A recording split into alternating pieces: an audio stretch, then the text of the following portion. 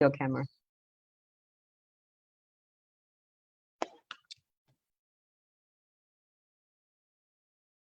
Okay. So let's get ready for the part 5 of the Living Enlightenment series.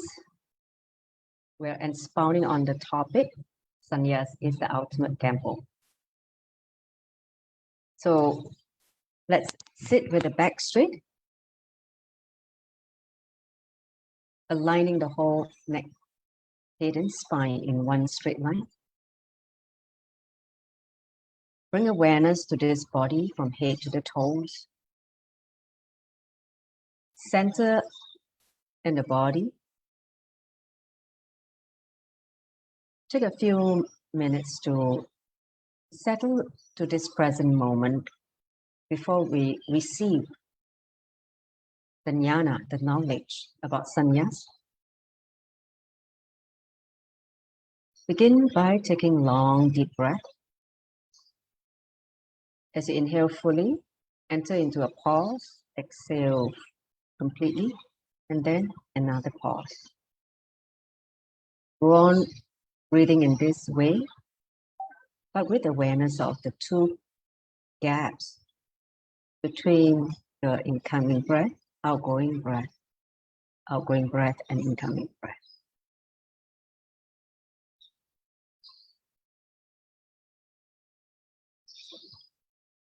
Let your breathing integrate this body and mind to this present moment. As we prepare to enter ourselves into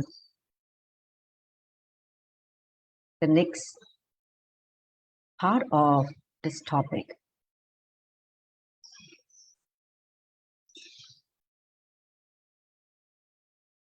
now, in the space of deep listening, authentic listening, I'd like you to join the palms together. Let's invoke Swamiji for this space. If you know the mantra or Sadguru Vandana, you can chant along. So take a deep breath. Nityanandam Paramasukaram Kevalam Jnanamutim Vandvatitam Gagana Shatrisham Tattvamasya Ekam Nityam Vimalam Achalam Tavadi Sakshi Bhutam Bhavatitam Trigunarihitam Satguruntam Namami.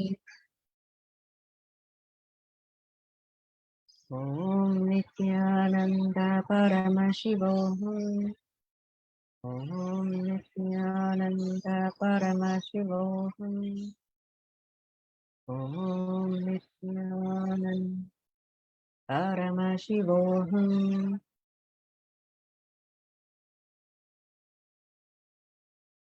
So, welcome all of you to the next part of this chapter. Sannyas is the ultimate gamble. So I also want to welcome not only just the people joining me in the Zoom, but also the people who are watching live on the Facebook. So I welcome all of you.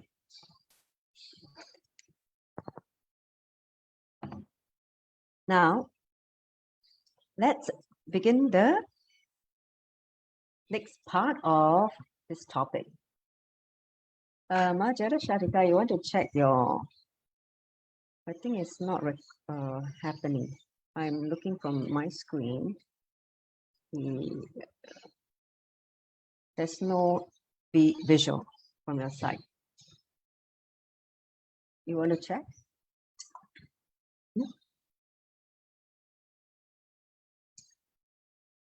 Okay, now it's fine. Yeah, okay.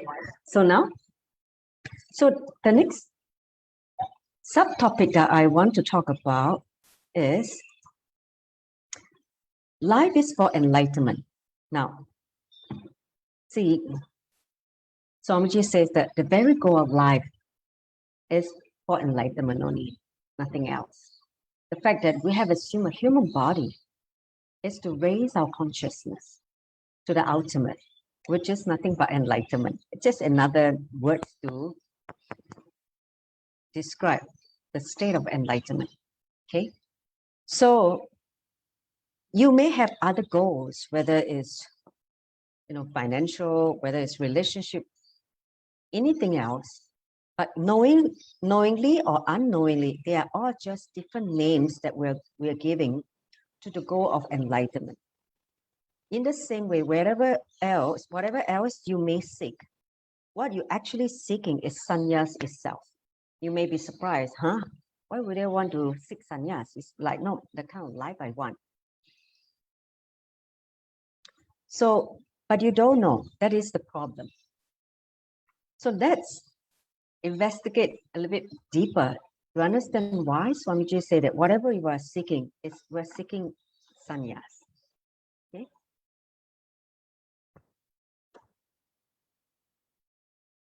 See, you may think that your goals are to have more money, more abundance, more relationships. Right now, you may think, oh, I'm just thinking to have more wealth so that I can attain financial freedom, so I don't have to work anymore. I can just do what I want. Or more relationship, I want to have, fulfilling relationship, whatever may be. The truth is, even the one who searches for money actually searches for enlightenment only. See, there are only two things. One is money. The other is name and fame. Okay, name and fame means nothing but to have more relationship, right? How can you be famous by yourself? Means when you're famous, more people come to you, right? So that's why name and fame. So whatever experience you feel you're going to get through money or relationship, you will only get through enlightenment. So enlightenment is the ultimate goal, but you don't know that is what you're seeking. You think that you're seeking something else, whether it's money or relationship, but that is going to be the enabler for whatever you're seeking. Okay, that is why the soul never rests until enlightenment happens. You will constantly searching. The soul never feel peaceful or settled until enlightenment happens. Okay, no amount of money is going to satisfy the soul. No relationship is going to satisfy the soul. When money and relationship don't give satisfaction, it is called the depression of success. This is what happened, when you have all the things in the outer world and yet you're still not happy. Actually, I was one of the first people who had depression of success at a very young age. I think by the time maybe some of you have heard before in my earlier sharing, by the time I reached late 20s, I pretty much got everything what I want in the outer world. And then I was just so restless, not settled, and I don't know why. Feel agitated, irritated, easily angry all the time. So when I read Swamiji's book on Guaranteed Solution for the first time, and he described this symptoms or depression or success, I could totally relate with him because I was there and I couldn't understand what's wrong with me. Why am I still so feel something is not right with me, even though I have everything in the outer world. See, materially I was rich, but spiritually I was in poverty. So that was the whole problem. I directed all my energy, time, effort into the outer world things. I didn't do anything for my spirituality because I didn't even know that part is existed in me. So that was how the whole depression success got triggered. See, this is what happens after reaching the peak of your career. Yeah, I was almost at the peak of my career. And, at that time, I just got married. I had all the things in my life, all the, you name all the 5 C's I have.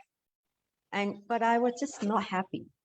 So you can see some of you, if you have gone through that path of seeking everything in the outer world, you come to this spot that is called depression or success, but you're not happy. So people come to Swamiji and say, I have achieved all that I wanted to achieve. But what for I wanted to achieve, I have not achieved. I feel incomplete, which is exactly what I felt at the time. I had everything I needed, but I was not happy. I was not complete. I was so restless. I was irritated all the time. Body was in tremendous pain. That was before I started yoga anyway. So all that, just forced me to look in what's going on inside me.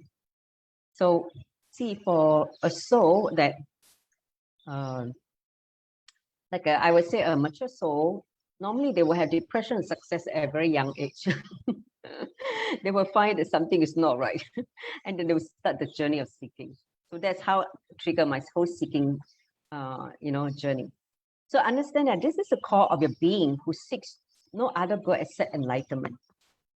The response to it is sannyas. Okay, so the soul will show you whatever you're trying to seek outside is, it's not going to bring that fulfillment, the sacred feeling inside you. So that's where you started to turn your energy awareness inwards and start seeking for the real truth or the ultimate things that your soul is yearning.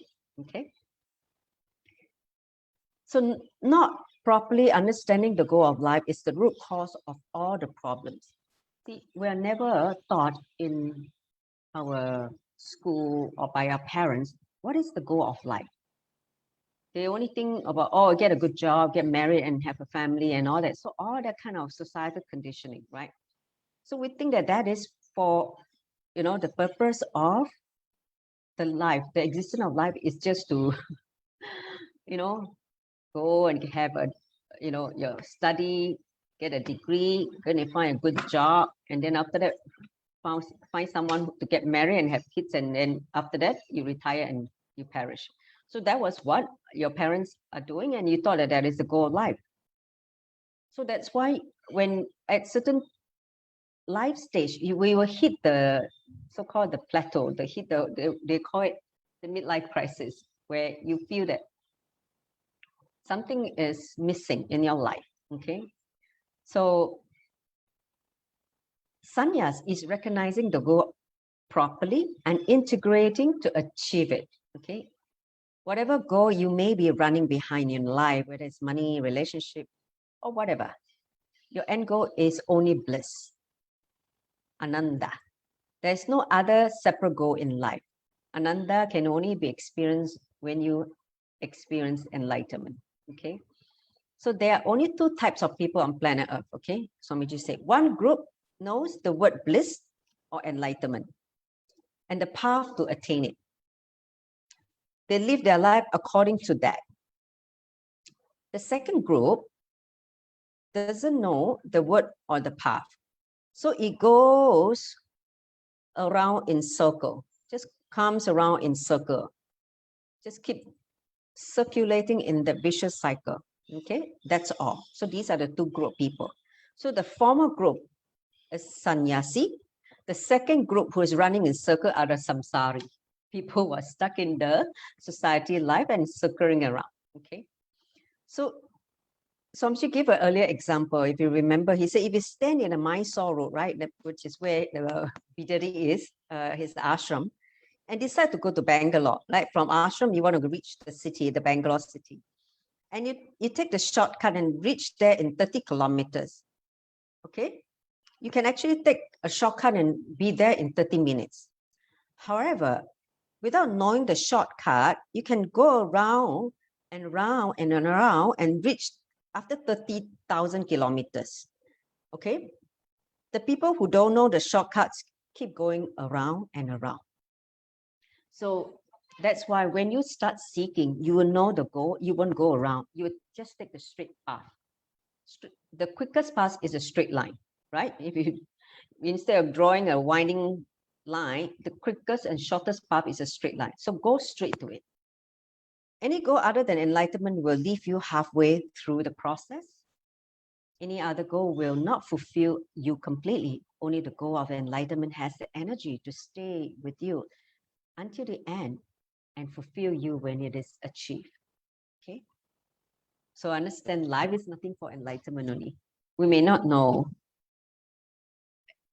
when we're young, but now that we have a guru, a master in our life, you understand this is the goal of life. So you're going to live, let's say, all of us, average 70, 80, 90 years in this body. Am I right? Depending on your lifespan. I think with Swamiji, if you live a yogic lifestyle, you may cross 100 or 110, okay? And so in those days, you can keep your consciousness either in the high state or low, okay? In this, say, your lifespan of whether 80 or 100 years, you can keep your consciousness either in the high state or low state. You can play with it either way. The freedom to keep the consciousness either at a high or low level is available to you for the lifespan you have, each one of you, okay? The number of years you have in the body, that's a lifespan.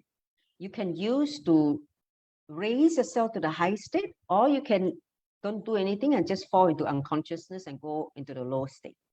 So understand deeply, if you get any gift and waste it, it is okay. But if you get the gift of consciousness and waste it, it is the greatest loss ever. That's why Swamiji said that everyone who had assumed the body, it's so rare, right? It's so precious.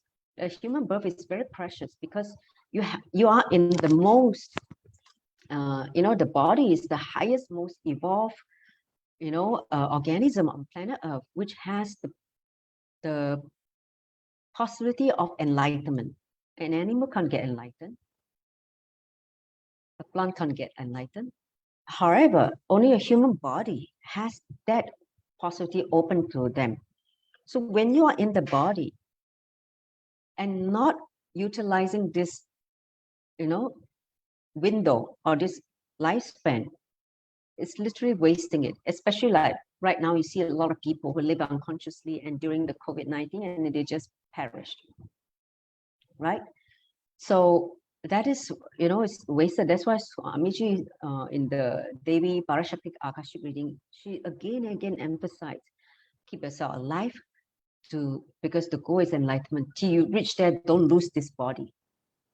Otherwise, after you take birth again, you never know whether you're going to meet Swamiji again. In the next body, you may not find him. Right now, he's in the body. Please be very sure to make sure you keep your body healthy, because when an incarnation is already in the body, this is the best time to live around him and get his guidance. Okay. So he gives another example. So there are many pieces, of glass, right? He referred the human body as glass, like a mirror. Okay. But only a few are positioned in such a way to receive the sun reflection. So the sun is Paramashiva reflecting, consciousness reflecting on the glass, okay? Similarly, there are millions of living creatures. Not all of them are in the state to receive cosmic consciousness and reflect it themselves. Only man has the power to reflect the cosmic consciousness in himself as the I, the big I, the cosmic, identity. So for the mere reflection to fall on us, we are highly blessed soul. It is the highest possibility on planet Earth. Okay. If the direction of the glass changes, that means, the direction of the glass, that means the body change. If the glass break, the possibility no longer exists. That is the greatest loss. Okay. The greatest loss is losing the possibility of the glass reflecting the sun itself. Man is a glass that has been blessed with the reflecting capacity. And given the right orientation, like say tuning the body, that's why we do the yoga, pranayama, and all that, preparation is to tune the body and the mind, the consciousness to reflect the sun, okay? Given the right orientation to receive the reflection of the cosmic consciousness. So basically, when you prepare the body, you align the body, which is about aligning the whole glass, right? Your glass. You can reflect the cosmic consciousness. So only human consciousness has the highest possibility of flowering into enlightenment. To be very clear. That's why all of us are on Bhuloka now. That means what they call the Bhu Mandala, this planet Earth.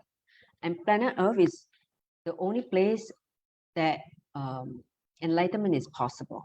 You can't get enlightened in the moon or in some other place, only planet Earth. Okay. Now, generally, Swamiji said, I don't force or impose anything on anyone.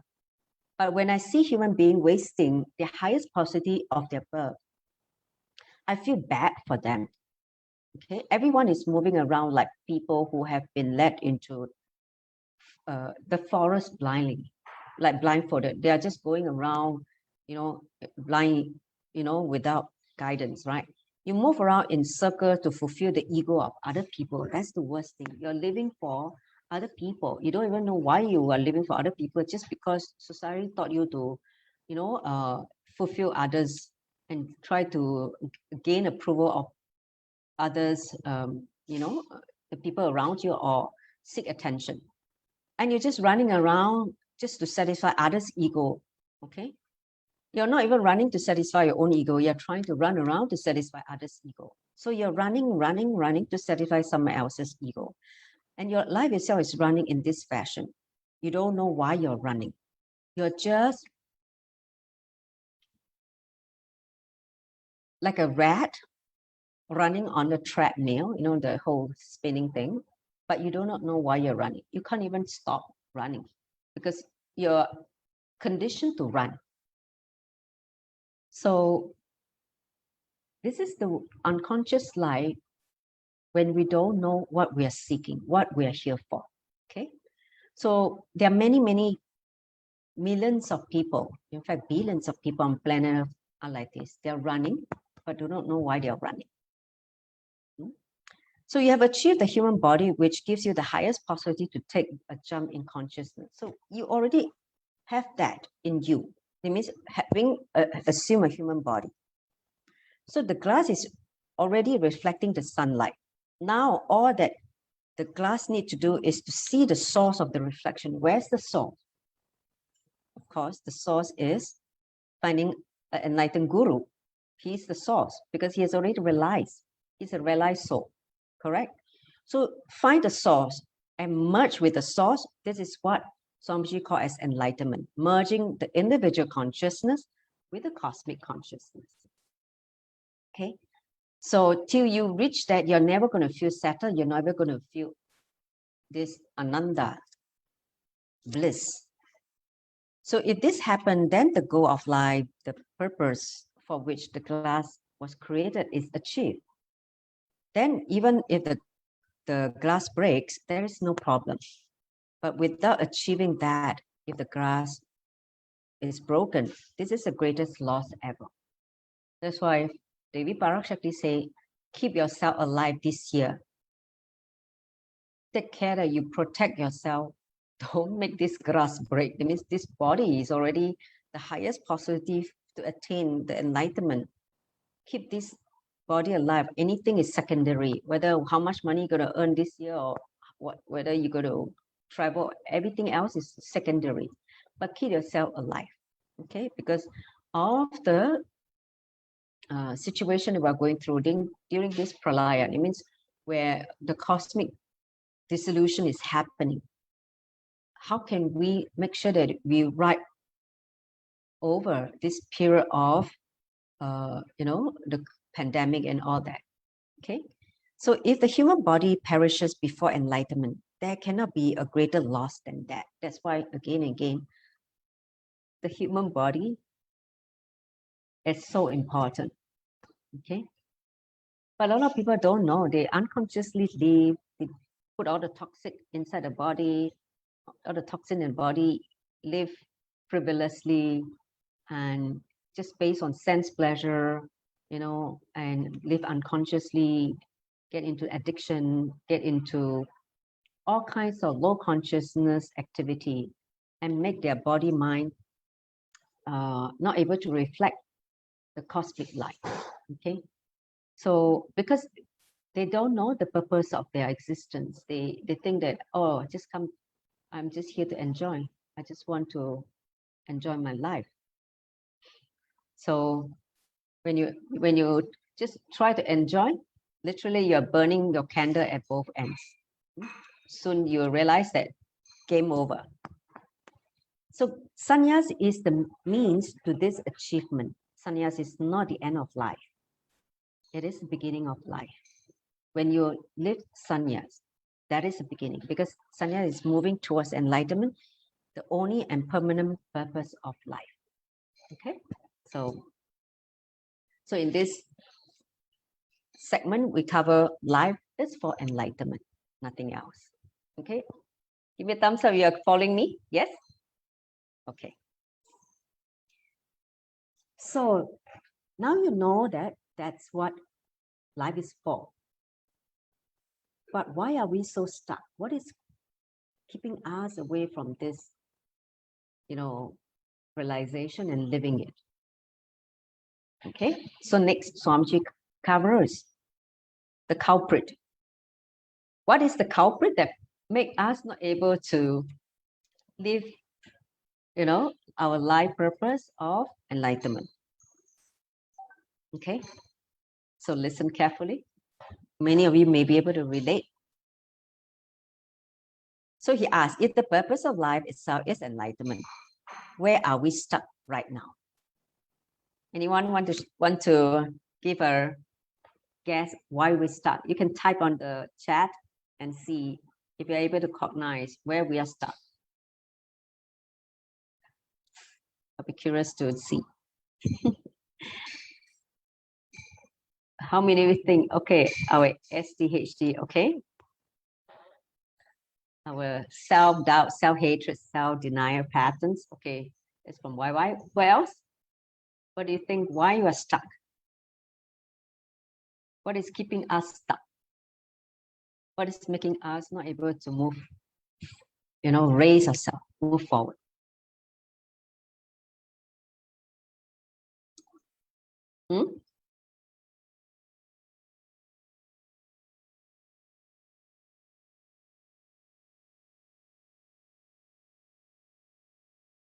Social conditioning, societal conditioning. Yes,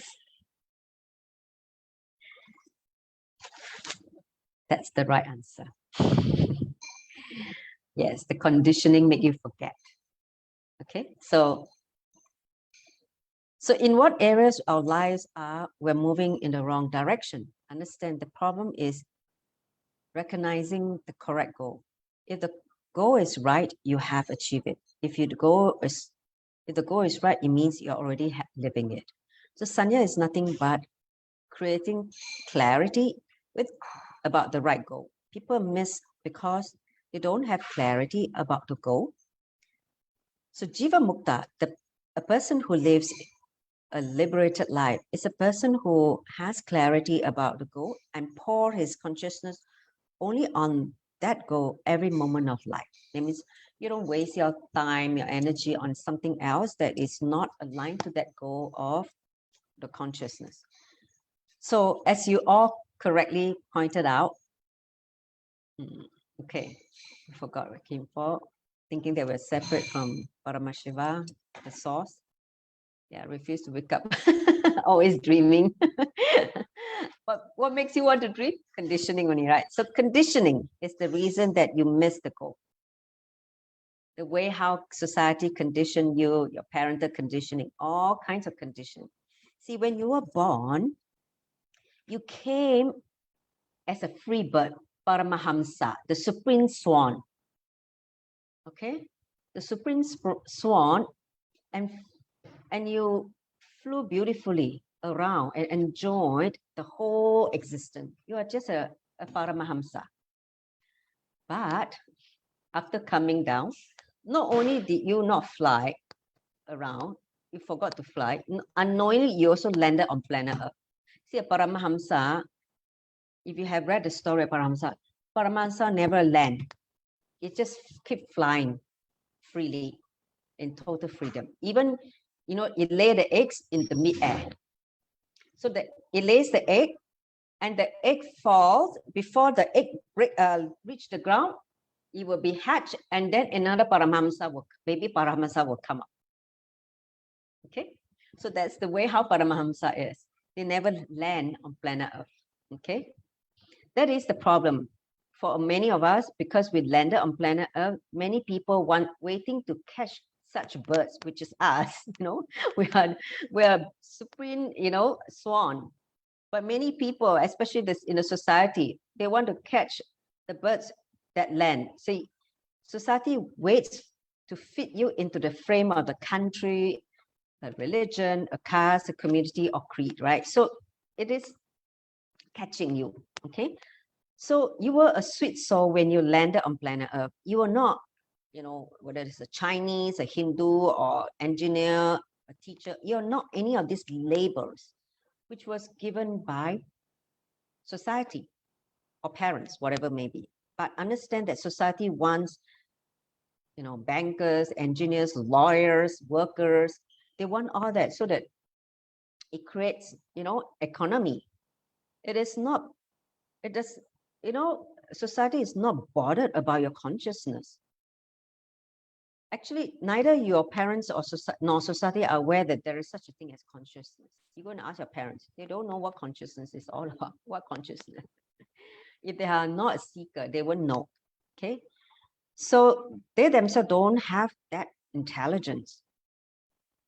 They teach you what they were taught. That's all. Like your parents, like for instance, my parents, they went through hardship during the World War II, but where there was a period of severe poverty. Then, they work hard, they make a decent living to feed all the family, the whole family.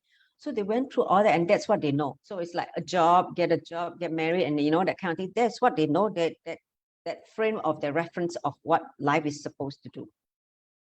So, see, their conditioning is not a deliberate attempt to restrict or condition you, but that's how they live. So they live, and then they just pass it on to you as like a legacy, passing on to the next generation. That's how you get, what you call that, condition, by your parents, because that's the way how they live, right? So condition is unwanted dowry. In Hindu marriage, there's this dowry, right, that has been handed over for generation and generation and for lives, from person to person. First, there is parental conditioning, then there is societal conditioning. Based on these two, it's enough. You create certain ethics about yourself.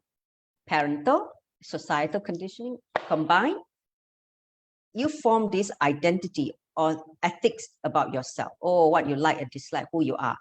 That is how you started to build this self-imposed conditioning. Okay, you owe your own dharma. Oh, I shouldn't do this. This is bad. That kind of thing. Your own path of righteousness. Based on this conditioning, you pick up some from your parents, pick up some from the society, pick up some from your religious study or whatever maybe. So here and there you pick up, and then you form your own conditioning, self-imposed.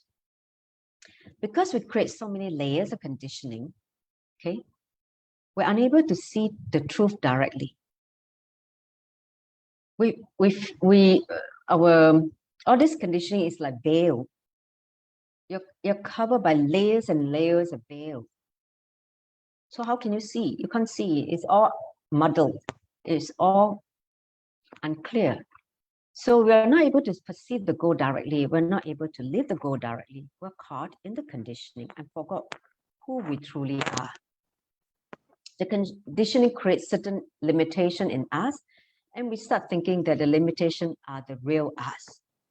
Okay, see, like you're constantly associating with yourself with your SDHD patterns, because that's what you have been conditioned due to your past incident, your life. Something got, you got stuck, and you got you form certain cognition about you and life. So you create this SDHD, right? Self-doubt, self-hatred, and self-denial patterns. So you start to associate yourself with certain limitation. Or I can't do this because I have this pattern and all this. So you start thinking that limitation are the real you, and the clothes that we're where we wear, condition us to believe that we are the clothes. Understand? That's where the biggest blind spot in life is to associate ourselves with our limitation, thinking that you are small. But when you have a guru, when you're an enlightened guru, he's keep telling you, hey, you're Paramashivai, wake up. You're the cosmic consciousness. You're beyond form. But in the intellectual mind, you can't grasp it because you're still operating here. You're not operating from your being.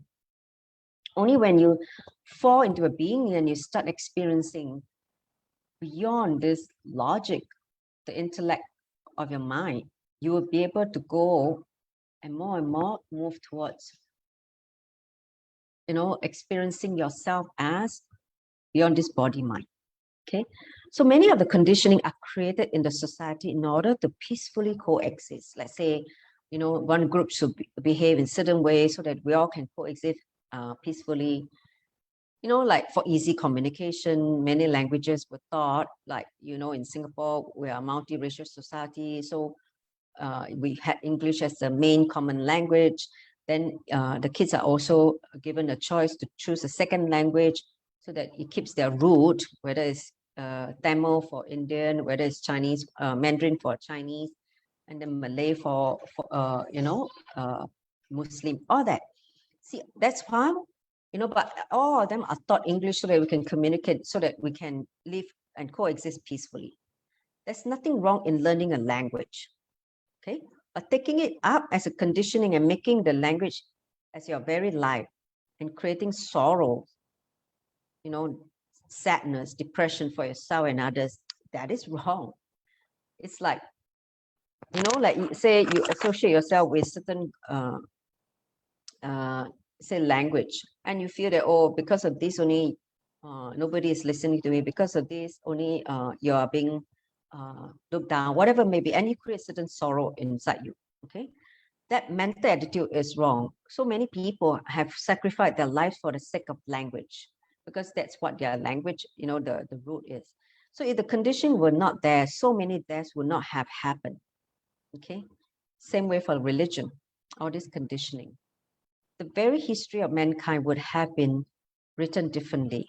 That's true. Conditioning is the reason for terrorism among human beings. Even today, conditioning-based division goes right down to the level of belonging to certain political parties. Okay, so conditioning is the real culprit for making us forget, the goal of life. So Samji said, let me tell you, the moment conditioning is so in you, that moment itself, the noose of Yama, the Lord of Death. Noose is the rope, okay? The noose of the Lord of Death falls on you. That means your neck. Here to caught you. Don't think it falls on you only at the time of death. No. The minute you entertain a conditioning, whether it's from the parents or from society, the noose have already caught you, and this so-called Paramhamsa, the supreme swan, is no longer able to fly, because that conditioning already make you enter into this trapped. Okay, you're being trapped. So when conditioning reaches its peak, it comes to the final death of the body. The final death of the body is when the conditioning reaches its peak. Okay, so that is the peak point of conditioning. Those who are caught in conditioning move towards death every minute of their life. Understand? Those who are under the guidance of an enlightened master are the ones who move towards freedom every minute of their life. One group move towards death, Yama. The other group move towards Shiva. So you have the choice to decide whether you want to move towards Shiva or you want to move towards Yama. Shiva, of course, is liberation, realizing your eternal identity. When you move towards Yama, Lord of Death, that means, again, you assume the body and you come back as part of the samsara, right? As the cycle of life and death. So if the coil of the conditioning increases day by day, that means day by day, you're just stringing yourself more and more coils of conditioning, okay? you are moving towards Yama. More coil means more bondages, right? If the coil is loosening, it's like you're undoing the knot, the coil. That means you're freeing yourself more and more. Then you're moving towards Shiva. Okay? So you are freeing yourself more and more from the conditioning. It's the whole purpose of your inner work. Because we have already landed a body and we have already unconsciously do many coiling, right? You have already started entangling yourself with all this conditioning and create a bondage, right? Suffocation.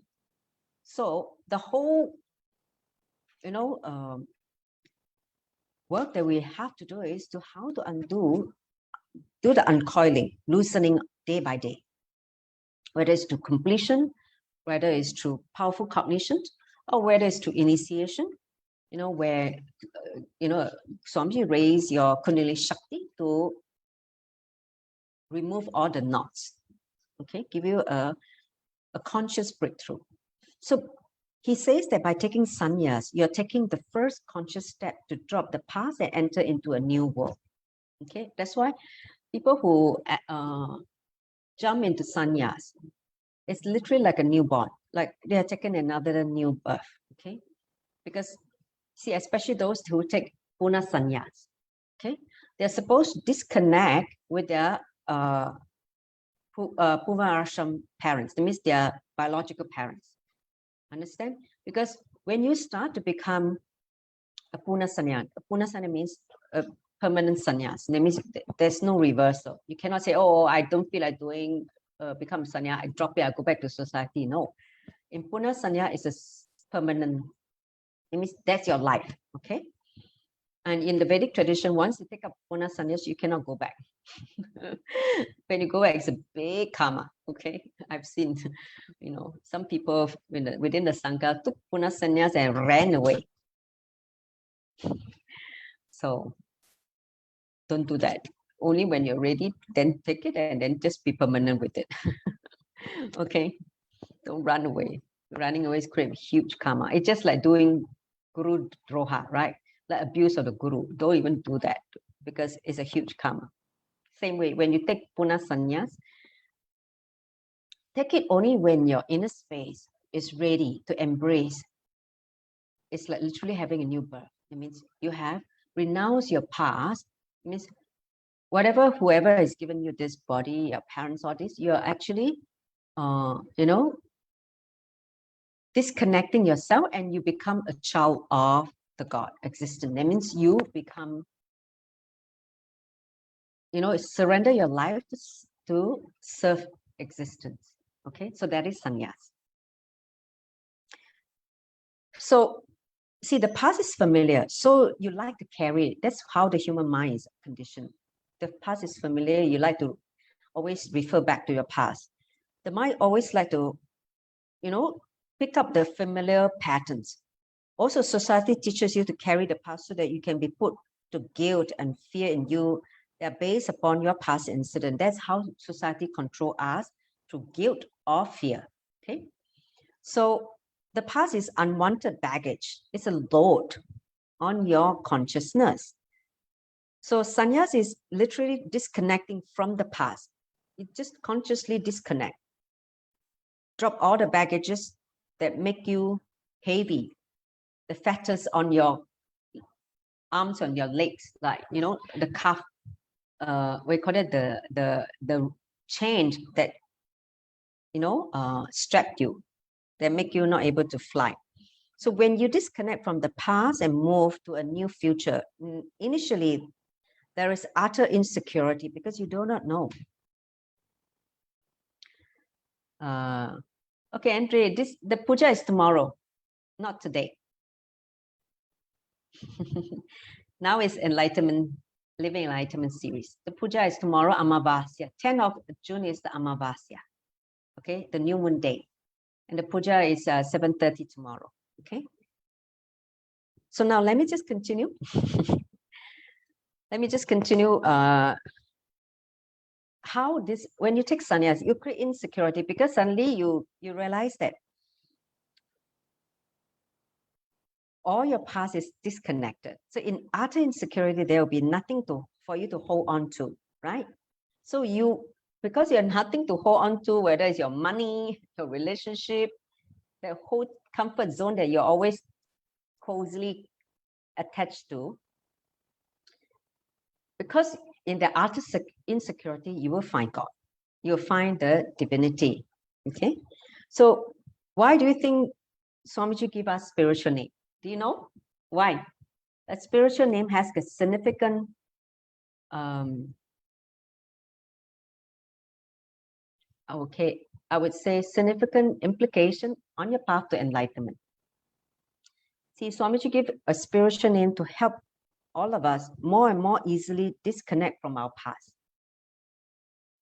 Understand? Your past is built on your name. See, let's say your name is XYZ.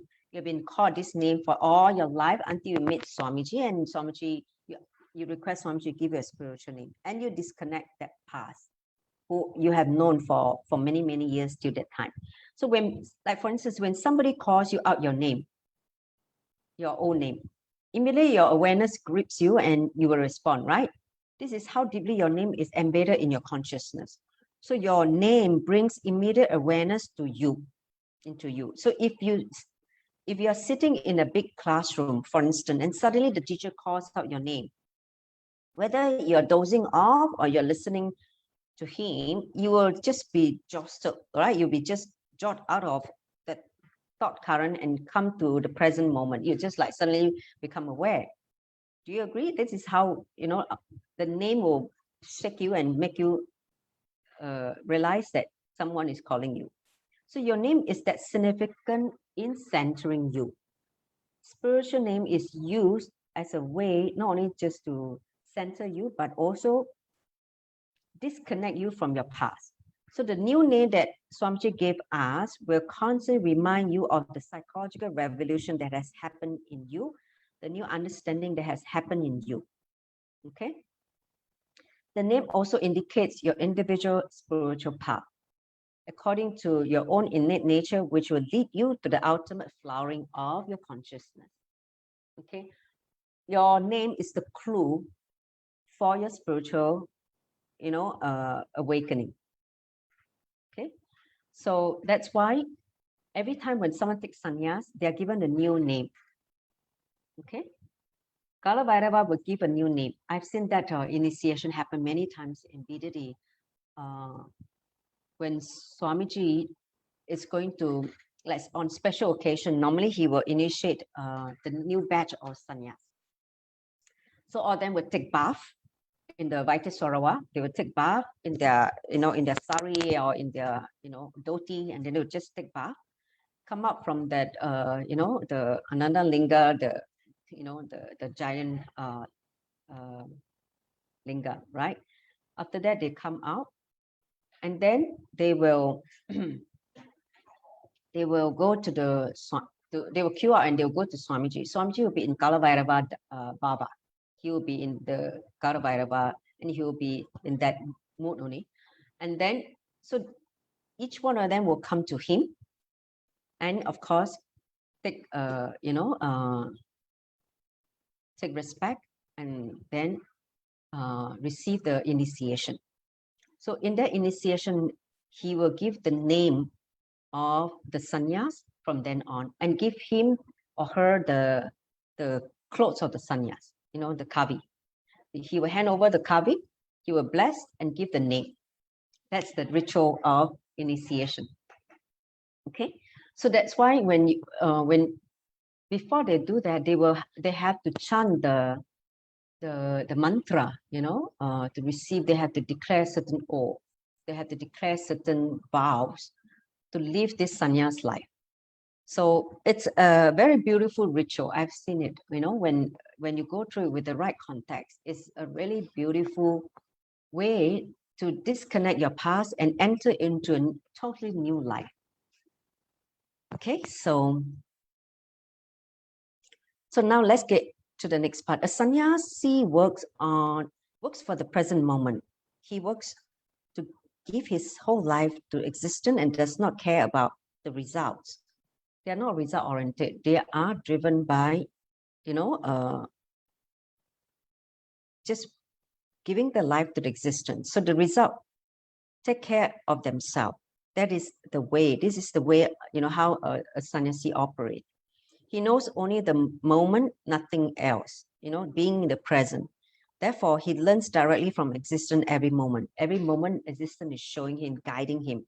That is why there's no doctrine, no religion. He moves in synchronicity with the whole of existence and learn through it. That means they're in the living in the present moment and constantly being guided. Okay. There is a Sufi way of saying the Sufi is the child of the moment. Okay. In Sufi's text, every moment is called a breath. So the Sufis are called the folks of the breath. Okay, because they live in full awareness of every breath, of every instant. So according to them, every moment a new self arrives. Okay, that is the spirit of sannyas, fresh every moment. A person of the moment learns from the moment. Okay, it's like you're established in the moment, you learn from the existence in that moment. For him, existence is his teacher. You become a student of existence when you take sannyas. Okay. Now, I'm going to share with you the story of a Sufi mystic. Okay. So listen to the story. When the great Sufi mystic Hassan, okay, this mystic Hassan was dying, so someone asked him, Hassan, who was your master? Okay, he said, I had many, many masters. If I relate their names, it would take months or even years. That would be too late because he's dying already. I'm going to die any moment. But I will tell you 3 masters, okay, which created a big shift in him. So he's sharing the 3 masters. First one was a thief who steals things. He said, once I got lost in the desert. When I reached a nearby village, it was late and everything was closed. Okay. At last, I found a man who was trying to make a hole in the wall of a house. He saw a man was digging a hole. As you know, he's a thief. He's trying to dig a hole to enter into the house to steal some stuff. So I asked him where I could stay and spend the night. That thief said, at this time of the night, it will be difficult. But if you don't mind staying with the thief, you're welcome to stay with me. Okay, so the thief actually offered to host him. And interestingly, that Sufi mystic stayed with this man for 1 month. So every night he would tell this Sufi master, now I'm going for my work. You take rest and pray for me. When he came back every night, this Sufi master would ask him, do you get anything? He would say, not tonight, but tomorrow, God willing, I will try again. So he every night he will go and do his job of stealing, but sometimes he has something that he's able to bring back. Some nights is empty handed. Okay, but he was always happy and hopeful, never in the state of hopelessness. It means he's always hopeful that the next day, it's going to be better. So when this Sufi mystic was meditating for many years, nothing was happening. He did not attain anything. Many moments came, and when he was so desperate, so hopeless, that he thought he should stop all this seeking and nonsense. Okay, he was just on the verge of giving up. And suddenly he would remember the thief, who he lived with for 1 month, who would say every night, God willing, tomorrow is going to happen. See the spirit of possibility, right? The thief, even though he does not get anything in certain days, but he's always keeping himself, full of hope. So that is the first master that he learned from this person who's a thief. Okay, then he said the second master was actually not a human being, it's a dog. Okay. One day, this Sufi master was going to the river, okay, to quench his thirst, and a dog came by, and he was also thirsty. So the dog also came to, drink water. He looked into the river and saw another dog there, right? And which was his own image.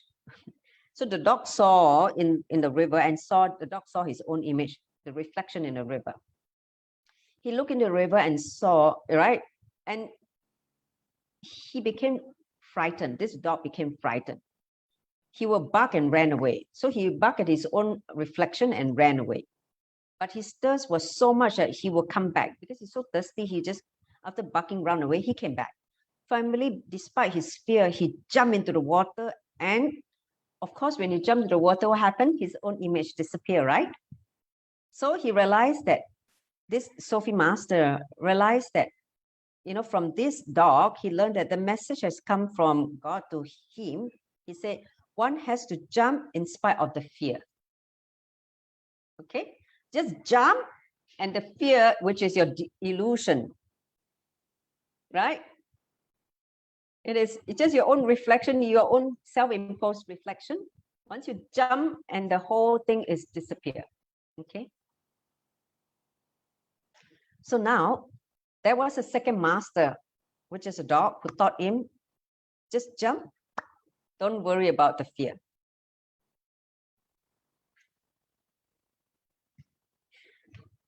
The third master was a child, okay? So this Sufi master went to a town where a child was carrying a lit candle. A child was holding a candle which is, with a flame, right? He was going to the mosque to put the candle there. That means this little kid holding a candle which is lit, walking towards a mosque, okay, to put the candle there. So he was going there, okay. So he asked the boy, have you lit the candle by yourself? So he asked him. He said, yes. Then he asked the little boy again. There was a moment when the candle was unlit. Then there was a moment when the candle was lit. Can you show me the source from which the light came from? Okay, so he was asking the small child. The little boy laughed, blew off the candle. He just, okay, and said, now you have seen the light going, right? Where it has gone, you tell me. So the little boy is questioning that Sophie, mystic. I blew off. You tell me where he has it gone. So when that boy questioned him, that moment his ego shattered. His whole knowledge was just broken. It is true that he said that he had no master. What doesn't mean is that I'm not a disciple, but he had accepted the whole existence as his master. He trusted the clouds, the trees, the people, around, to learn about life. So he learned from every possible source. Okay. So sannyas is the joyful awareness that the moment is guiding you closer and closer to your enlightenment. All you have to do is be vulnerable. That's all. Be open to, as you know, that everything you see is nothing but isha. It means consciousness. So if you are cognizing that, so everything can teach you. The river can teach you, the tree can teach you, many things can teach you. So a sannyasi is utterly relaxed in that moment, in the moment, okay? So a warrior from Japan was captured by his enemies and was kept inside a prison. He feared that the next day he would be tortured, questioned, and executed. He was not able to sleep at all the whole night. Suddenly, he remembered his Zen master's words, tomorrow is not real, it is an illusion. The only reality is now. Remembering these words, the warrior just remained calm, peaceful, and fell asleep. Okay, living in the moment, the present moment, gives that, put you back to the center of your awareness. Okay, so that's the story of this Sufi mystic Hassan. So tomorrow is also comes in the form of today. So why not focus on today? When you're in the moment, there is no space for pain or suffering. Only when you live in the past or the future, you create the space for suffering. So when you live in a moment, you automatically create a space where everything is beautiful. Everything is, happening. You're totally aware. Life itself becomes a romance with existence. That is the most beautiful part. When you're in the present moment, you really truly experience that life is, you're experiencing life as part of the existence, and you can really, really enjoy. Okay, so life itself becomes a romance with existence. The romance can only happen when you are able to feel at ease, comfortable with existence. You start to resonate with the whole thing. You're in love with everything and everyone for no reason at all. That is sannyas. Okay, then you don't amass, you don't try to accumulate. Like if you're insecure, you try to grab and accumulate. You don't have fear, you don't have worry, you don't worry at all. Things happen around you like a beautiful dream. It's just as part of the happening, you're just flowing. Okay, a sannyasi is an eternal wanderer in spirit. Even if he is in one place, his spirit wanders without any pattern, touching so many things far away. He does not care to accumulate anything. He gives away whatever comes his way. He receives much more than he needs, but he lives like a king. See the way how Swamiji lived. Even when he was, uh, during his Pararajaka, that means he's in a wandering days with maybe a few piece of kavi and a begging bowl and a walking stick. He still lived like a king. Okay, so it is not how much you adorn yourself with all the bells and whistles, jewelry, or anything. It's your space and how you flow. Even you may be a sannyasi, you may be, and you're begging for alms, it means food, but you will be seen as, the king. People will serve you like a king. Okay, so that is the beautiful part about being a sannyas. So here's another story. Okay, there is a rich man who owned a cellar with lots of wine flowing in it. He has a jug of very special wine, which he guarded unopened. Okay, once the governor of the state visited him, he said to himself, "This wine is too special for him. I will open some other bottle." Okay, so after some time, members of the royalty family came and visited him.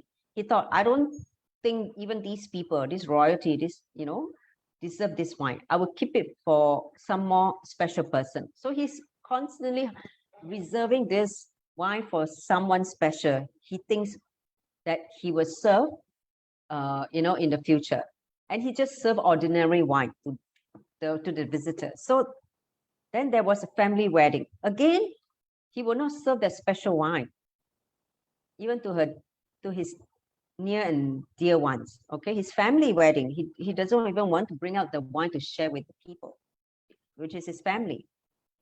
Finally, one day, this man died, and the wine was brought out along with other jugs that served the peasants of the neighborhood. No one knew that this wine was actually special because he kept it after the fella died. Nobody knew it's special. It just become one of those wine bottles that is lying in the cellar. Okay, so when you don't hawk, you flow. Life is designed to flow. Sannyas is flowing with the awareness that existence is a current pulling it along. This very attitude will attract the benevolence of existence. Don't allow existence to take over, and you just flow with it. Okay, so that is the space of the sannyas. Comes what may, just flow. Okay, so that is the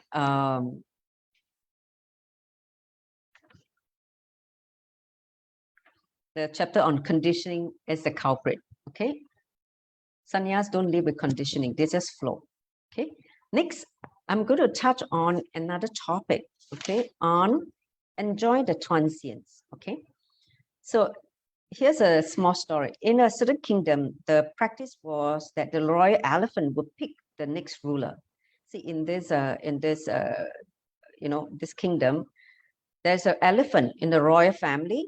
He will go to the town and pick up the next ruler. That means the next king. Okay, so the elephant will place him on the back and return to the palace where he will be unanimously crowned as the ruler. That means the king of that kingdom. Okay, so on this occasion, this elephant started making his way to the forest. It's like this elephant is intelligent, is worship. So making its way to the forest, so puzzled. These people, the villagers were so puzzled. Why is he going to the forest? Why is he not picking anyone from the street? So the elephant went to a place where a saint is living. Okay. So the elephant walked to the forest and he promptly picked up that saint and put it on the back and brought him to the palace. So which means the elephant said, this is going to be the next ruler, the king. So the saint was unwilling to be the ruler. However, after much persuasion, he agreed and ascended to the throne. So he took the responsibility to be the king for that kingdom. Okay. But because his inner space is a saint, he's an enlightened being. He's driven neither by greed nor fear. He's operating at a different frequency. So by the sheer strength of his state, he caused the country to prosper, right? Not by stealing, grabbing, but because of the completion and the intelligence, as a saint, the country prosper in a big way. Okay. And the minister of the country, the people were thrown back into themselves with no scope of manipulation. That means all the cunningness just dropped because you can't cheat a saint, right? He already know what you're up to. So all of them become authentic, not manipulative. So the neighbor's king heard about the kingdom and decided to invade it. The neighbor king became jealous of the success of this kingdom, right? But the saint could not even be moved to respond to the cry of the war. So see, this neighbor king decided to invade and wage a war. Okay, he said firmly, not mobilizing any army at all. The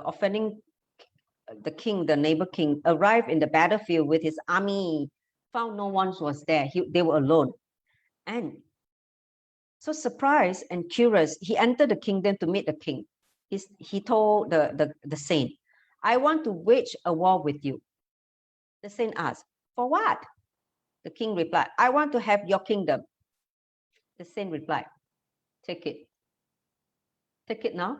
Don't need to wage war, just take it, okay? And the king was shocked. He cried, what do you mean? Without a fight? You just give it to me? The saint said, yeah, of course. Just take it. That king was wise enough. He fell at his feet and declared, I'm not fit to rule even my own kingdom. Please take it. So that is the space of the sannyas, okay? The space of, so sanya is the understanding of the transient nature of everything. What's the point of fighting? What's the point of having all this kingdom, all this? They're all transient. It does not last. It's ephemeral. It's going to leave you at one point in time when you leave the body, or someone will just take it away. What's the point of fighting for something that is transient, right? So all the desire, possession, emotion are moving and changing. Today you have it, tomorrow you may not have it. It is constantly moving. Everything is changing and moving. Then why are you so hung up to that? Why are you so attached to that? Nothing is permanent. If you analyze your own desire before one is fulfilled, it looks like a mountain, a huge goal. After fulfilling that, the same desire looks like a little, molehill, a small, anthill. Before being fulfilled, you will look like, oh, it seems like your very life. But after fulfilling one desire, you seem to simply move to the next desire and next desire, next desire. Your desire is insatiable, never going to be fulfilled or satisfied. Okay, so understand the process itself shows the desire are neither solid nor permanent. They are just changing fantasy of your mind. Your mind one day catch one thing, the next day you want catches the another thing. You just keep hopping, catching, and then you just go on hopping around to catch more and more different desires, thinking that every desire is going to make you feel fulfilled. Okay. See, Sanya helps you to see the temporary nature of the desire. Whatever that you're asking, whatever you want, whether it's to have a perfect marriage, whether it's to have money, whether it's to, have something that you have, all the things that you're asking, they are temporary in nature. The nature of the desire is temporarily transient. So slowly desires stop getting created. Then all the energy that is locked up in desires is freely available to you. When you start directing all the energy to desires and free up those energy for the real purpose, automatically your potential will take a jump. You'll be ready to do anything. Although you live in it, nothing in the material world really pulls you. It's just like after you've gone with the right understanding about life, you will enjoy, okay, all these things that's there, you just enjoy it, but you're not attached. You're not clutched by it. Even if you see everything beautiful, you won't want to possess it. Some people say, oh, I want to possess this, I want to buy this, you just want to own it, own it, own it, own it. You enjoy it, but you move on. If someone take away from you, you're okay. That's all. That is sannyas, non-attachment, and understanding everything in the outer world is transient. It is impermanent. It is moving. It's changing constantly. So sanya works like the log of a wood that is used to burn the dead body. See how in India, right? They burn the dead body with the wood, right? Finally gets thrown into the same fire, right? So it burns out all the fantasy in you and finally gives itself the same fire. It is a tool. It's a tool for certain means, right? So Adi Shankara, remember this great saint, Adi Shankara beautifully say in his famous song, Bhajan Govindam. Even when days and night, winters and springs are gone and life almost come to an end, the grip of desire is still there. So desire is such a pull at the unconscious level of that liberating oneself from it is the greatest liberation. If you are able to liberate yourself from desiring, that is the greatest liberation. Okay? You recognize that there's nothing to achieve in the outer world in terms of material. You realize that these are all futile. These are all just transient. You're not going to bring you in your, when you leave the body. So you realize that all these are just, distraction that stop you from attaining the real liberation. So coming to that cognition is basically how the sannyasi think, how a sannyasi in inner space operate. Okay. So here's another small story. Once there lived a stone cutter, a person who cut stone. He was not satisfied with his position in life. One day he was passing through a wealthy merchant's house. Through the gate, which was open, he noticed many possessions and important visitors in the merchant's house. He thought that merchant must be very powerful. He became jealous and wished that he would like to be, someone like the merchant, right? So he suddenly had this desire. Wow, so cool, huh? So rich and all these important people are hanging around him. I also want to be like that. Doesn't that sound familiar? When you're young, you say, wow, be a lawyer. Okay, and lots of money, got name and fame. So like this only, he also started desiring to be like the merchant. To his great surprise, the stonecutter suddenly became the merchant, enjoying all the luxuries, the powers that he ever imagined. Okay, so he moved from being a stonecutter to the merchant. One day he was standing on the road when he saw a high official pass by. He was carrying also, he was carried in a beautiful chair. It means a high official being lifted, carried by some people in a beautiful chair, accompanied by attendants and escorted by soldiers, beating the song. That means it's like big fanfare that this important person, was coming to town and he was just watching and said, wow. So everyone, no matter how wealthy, had to bow down to this high official before the procession. So in the procession, everybody has to bow down to this so-called high official. Then he thought, how powerful that official is. I wish I could be a high official too, right? So he go on to dream on. One day it was extremely hot and he felt very uncomfortable in the sticky chair. He looked at the sun. It was so bright and beautiful in the sky. He thought, how powerful the sun is. I wish I could be the sun. He became the sun and he enjoyed a powerful position over everything. One day, a huge black cloud moved between him and the earth so that his light could no longer shine forth on everything below. He was surprised. He thought, how powerful is that huge black storm cloud is? How I wish I can be that cloud. Okay, so he became the cloud and floating in the fields and villages. Soon he found that he was being pushed away by some great force and realized that it is the wind. The wind blows the clouds away, remember? So he thought, how powerful the wind is, Vayu. I wish to become the wind. So he became the wind. Powerfully, again, he blew over the roofs of the houses and through the forest, you know. So one day he came across something that would not move. No matter how forcefully he blew and blew and blew, nothing is moving. It is a huge towering rock. He thought, how powerful that rock is. I wish to become that rock. Then he became the rock, more powerful than anything else on earth. But as he stood there, he heard the sound of the hammering, pounding on the chisel into the hard surface and felt himself being changed. He's become the rock and someone is chiseling him, knocking him into shape. He thought, what could be more powerful than a rock? He looked down and saw the stone cutter far below him. He's like, he has come one big cycle, designing, and then come to realize that, oh, actually the stone cutter is very powerful. But he was a stone cutter before, but he was not satisfied with who he is. He just go around desiring, and come back in one full circle. Okay. So the story clearly illustrates how the mind always thinks that which has not been achieved is greater than that has been achieved. When he became a stone cutter, he was not appreciating that. He looked at something else, like a greener pasture outside. So the grass on the other side is always greener. So when we go to the other side, what happened? We feel the grass opposite is again greener. We keep jumping here and there, jumping one desire to next. And we are seldom happy because we keep desiring. Okay. So the truth is we are already enough unto yourself. We just need to awaken to it. That's all.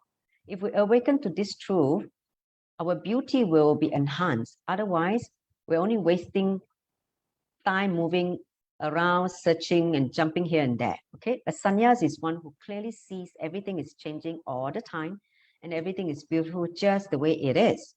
You don't actually, have that desire. He also knows that beauty is in the eyes of the beholder. That is why he set out first to clean his eyes. Eyes are the windows of the soul. So his work is at a very core level, the core of his being. If you see the world through the red colored lens, everything will appear red. If you see the green lens, everything is green, and so on. So if you clear the eyes, everything will look clear and beautiful. Existence has always been beautiful, but we miss seeing it. We are not seeing things as it is. Sannyas is a decision to see with the clear eyes, not with the tinted glasses. Okay? So if life itself is changing all the time, then why are we trying to frame it? Buddha says, very beautiful in his teaching, Dhammapada, life is like a flash of lightning in the sky. Life is transient. Then what are we trying to do? We're trying to do an impossible job. Our job is to see, enjoy, and move on. If everything is passing manifestation of existence, then where's the scope of ego, fear, and greed? Sannyas as such does not change anything. Everything remains as it is, the same, but the changes is the way you see things, how you cognize and perceive things. Sannyas happens in you. Sannyas has nothing to do with the outer world. It's inside your inner space. Okay? So that is the whole point. So Sanya is awakening to the charioteer. Okay, man's body is like a chariot, and his consciousness is a charioteer. The charioteer is fast asleep, and the chariot is moving according to the horses. The horses is moving because the person who is controlling the chariot is asleep. So the 5 horses are the 5 senses in front of the cart, right? The chariot. So each one of it has different idea. So one sense, your nose run this way and your eyes that way. So is running all over the place. So not one of them is the truth. They are just transient ideas. So even in the most difficult time, a sannyasi remains with the awareness that life is a fleeting dream. He carries a completely different definition for success and failure.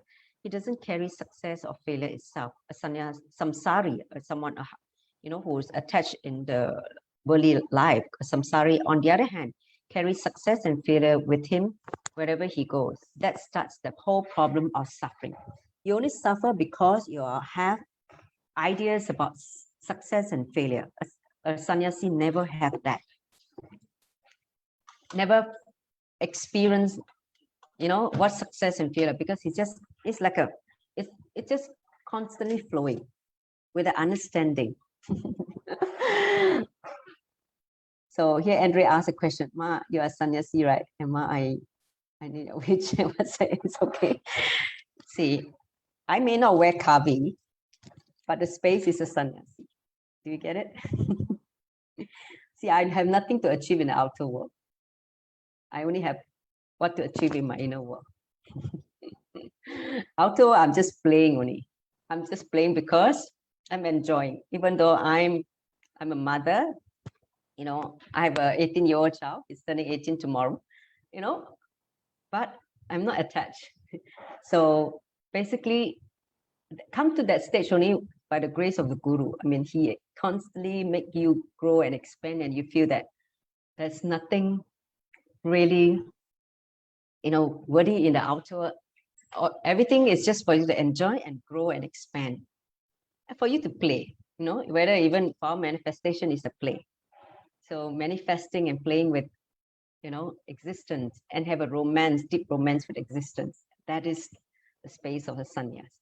Actually, in Guru Gita, there was a verse which said, even those who serve the, Guru, they may not be having kavi, but they are the real sannyasi. Even those who are wearing kavi, but they are not, integrated to the Guru, they are not sannyasi. It's not what you wear, it's your space. Understand? Yeah. So understand from what you have learned so far, sannyasi is a space. How you hold yourself and how you flow with existence. Understand? So don't think that, I take sannyas, I have to go and, grow jatas and wear the kavi and all this kind of thing. It's not like that. Understand the fundamentals of the sannyas, the space of the sannyas. And then you will embrace this much more than having this idea which is very much conditioned by society. People who think that they take sannyas because they are failure in society, that's why they run away and take sannyas.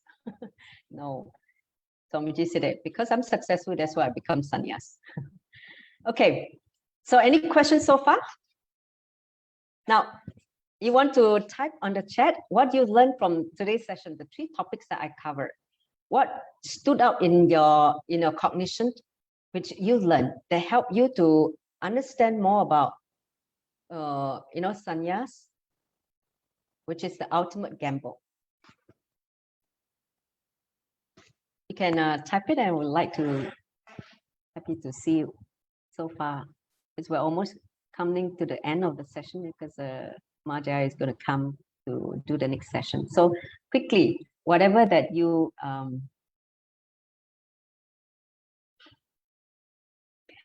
no, I'm not a sannyasi, Andre, to answer your question. I'm not a sannyasi as per ordinary, initiated. You come a time when the time is right, it will happen. In fact, 2 years ago, Swamiji asked me to go and take sannyas. I was like, no, not ready yet. No, it's not that you have a spiritual name and take sannyas. We will still remain the same and get another name. No, you have another new name. Yes. That's my understanding. You have a new name. Okay. Any other questions? Anything that you picked up from today's session? If you can't, verbalize it now or in the text, you can share it in the group, the WhatsApp group that we have. You can just share it there, and then we can maybe close the session. Today we didn't have time to do any process or any meditation, but because the story itself, it's when you're in that space of listening, you will catch that the powerful cognitions, that the teaching from enlightened masters, the saints, about the life of the sannyas. You will be able to catch it because it's that kind of space, how they radiate, the grace and also the powerful cognition that move things, shake people, okay, and then remaining powerful and unmovable, unshakable, okay. So with that, I would like to conclude today's session. I really thank all of you for joining. I hope you enjoyed the session. So Maja is already here. Let me just finish off with the Purna mantra. If you're attending the Bhagavad Gita reading, please stay on. Okay, so let's wrap up. Om Purnamada Purnamidam Purnat Purnamudachyate Purnasya Purnamadaya Purnameva Vashishyate. Om Shanti Shanti Shanti Hari Om Tat Sat Sarvam Bhagavashi Nityananda Paramashiva Bharuta Paramastu. Om Nityanandam. All right, Majara Sharika, you can end the live streaming. Thank you, Nityanandam.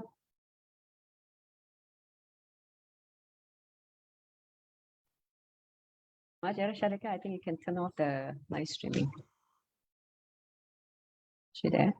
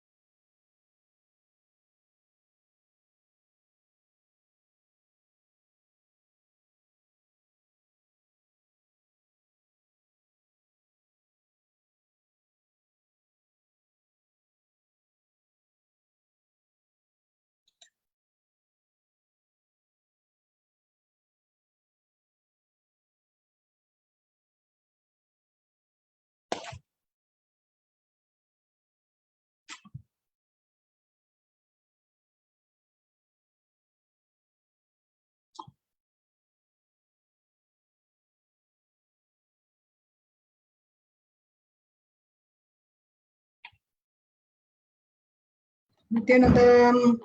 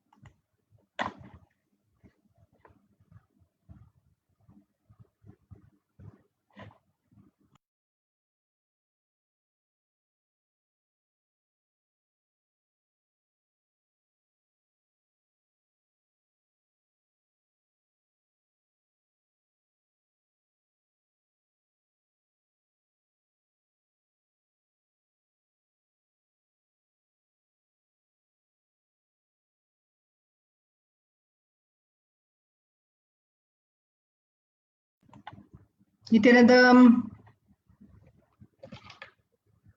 All ready for story time?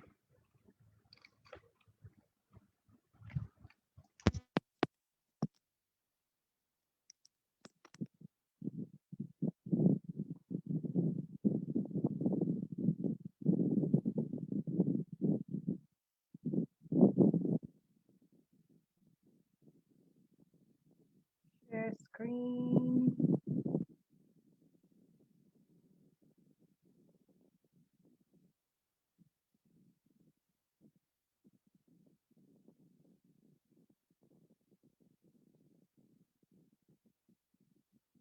Are you able to see the screen?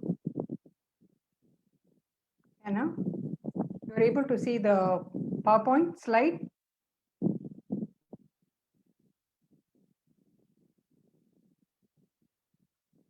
The PowerPoint slide visible fully, properly?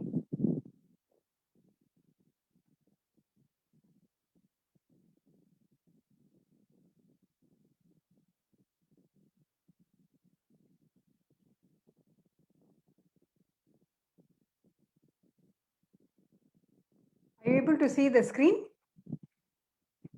Yes, Can ma. Can Very clear. Okay, that's great. Okay, let's start.